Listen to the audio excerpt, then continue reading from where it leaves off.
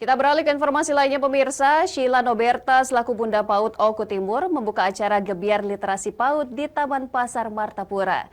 Kegiatan ini diisi beberapa lomba, salah satunya mewarnai yang diikuti 200 orang peserta.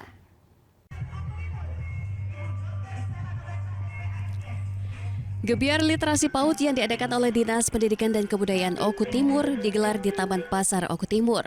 Gebiar Literasi PAUD diisi dengan beberapa lomba, diantaranya lomba mewarnai yang diikuti 200 peserta, lomba menyanyi solo, lomba tari, dan gerak jalan. Kegiatan ini bertujuan untuk menciptakan kecintaan terhadap buku sejak dini karena buku adalah sumber dari segala ilmu pengetahuan. Sebagaimana Oku Timur bersiap dan selaras dengan persiapan generasi emas Indonesia 2045. Gebiar literasi ini juga dilaksanakan di Taman Pasar Martapura sebagai bentuk dukungan terhadap pasar tradisional Oku Timur supaya ramai pembeli dan meningkatkan ekonomi pedagang.